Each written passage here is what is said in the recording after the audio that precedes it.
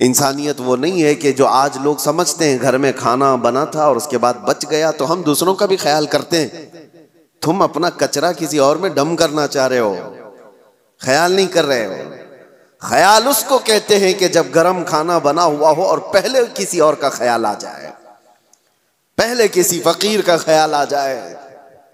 बच जाने के बाद बहुत सारे ऐसे, हम पहले जब दारुल उलूम में हुआ करते, मदरसा हम भी चलाते थे, अक्सर लोग शादी में वलीमे में दिन भर मसरूफ और रात को खाना बचा है तो कहते हैं मदरसे के बच्चों को खिला देंगे।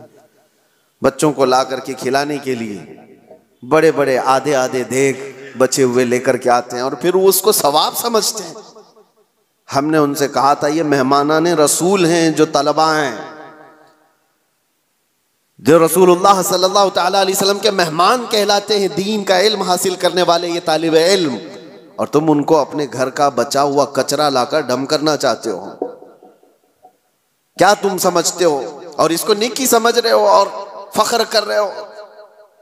फख्र उस वक्त होता जब तुम्हारा खाना बनकर तैयार होता, तुम्हारे अपने खाने से पहले मेहमाना ने रसूल का ख्याल किया होता कि इनका भी इतना हिस्सा है इसके अंदर। अजीज़ान गिरामी वक़ार, इंसानियत सिर्फ और सिर्फ अपनी खातिर जीने का मतलब नहीं है। इंसान जिए तो अल्लाह तबारक व तआला की इस मखलूक के लिए, और इसीलिए अल्लाह के हबीब सल्लल्लाहु तआला अलैहि वसल्लम की वो हदीस में आपको सुना दूं ताकि जिंदगी जीने का आपको सलीका मिले। हुजूर अकरम सल्लल्लाहु तआला अलैहि वसल्लम फरमाते हैं, मन नफ़्फ़सा कुर्बत अखीही नफ़्फ़सल्लाहु कुर्बतहु यौमल क़ियामा। जिसने अपने किसी भाई की किसी एक तकलीफ को आसान कर दिया, किसी तकलीफ में फंसा हुआ था, वो किसी दुश्वारी में मुलव्विस था, आपने अपनी मेहनत से अपने किसी भाई की तकलीफ को आसान किया, मेरे आका फरमाते हैं क़यामत के दिन उसकी तकलीफों को अल्लाह आसान कर देगा। और क्या चाहिए?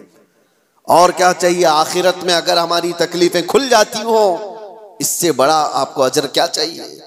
वहां के हालात तो ऐसे हैं कि बड़े बड़े लोग डरे हुए होंगे, पता नहीं चलता कि नमाजें बख्शवा लेंगी या ज़कात या हज, या फिर ये भी नहीं पता चलता कि सब में पकड़े जाएंगे।